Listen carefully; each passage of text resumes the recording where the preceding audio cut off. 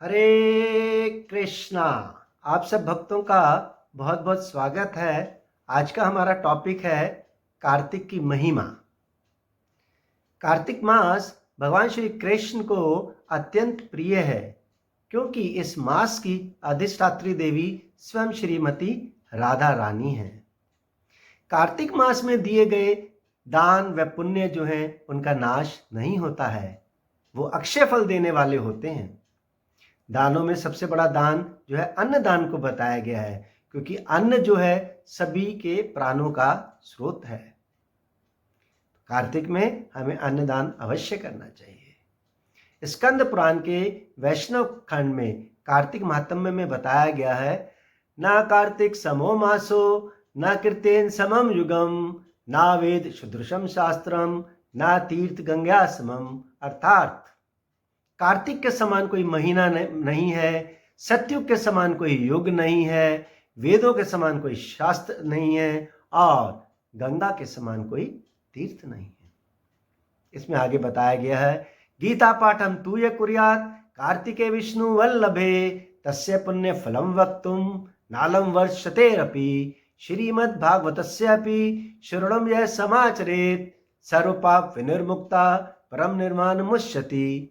अर्थात जो भगवान कृष्ण के इस प्रिय कार्तिक मास में नियमित रूप से भगवत गीता का पाठ करता है, उसको जो पुण्य के फल प्राप्त होते हैं उनको हम सैकड़ों वर्षों में भी उनका जो है उनकी काउंटिंग नहीं कर सकते हैं, उनकी गणना नहीं कर सकते हैं। ठीक इसी प्रकार यदि कोई गीता के पाठ के साथ भागवतम का श्रवण भी करता है तो वो जो सब पापों से मुक्त हो जाता है और परम शांति को प्राप्त करता है।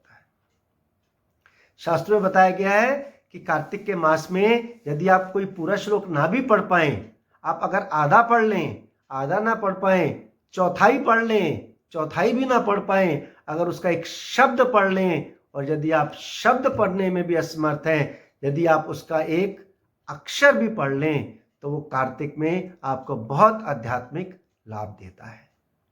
इस कार्तिक के मास में ही भगवान श्री कृष्ण ने दामोदर लीला की थी, अतः इसको दामोदर मास भी कहा जाता है।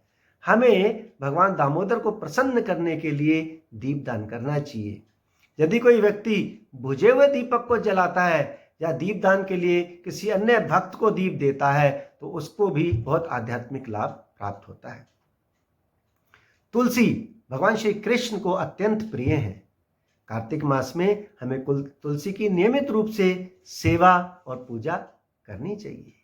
आंवले का जो वृक्ष है वो भी भगवान श्री कृष्ण को बहुत प्रिय है।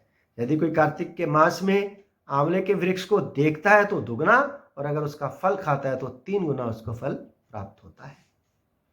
तो इस कार्तिक मास में हमें सुबह ब्रह्म मुहूर्त में उठना चाहिए, स्नान करके मंगल आरती करके 16 माला का जाप करके और अधिक माला का जाप करने का प्रयास करना चाहिए, और कार्तिक के नियमों और व्रतों का पालन करना चाहिए।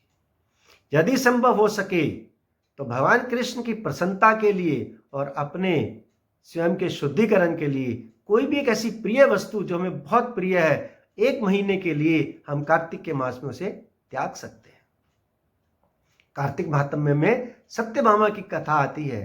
सत्यभामा ने एक बार भगवान कृष्ण से पूछा कि भगवान, पूर्व जन्म में मैंने ऐसे क्या पुण्य तप या व्रत किए थे कि इस जन्म में मैं जो है आपकी अर्धांगिनी बनी।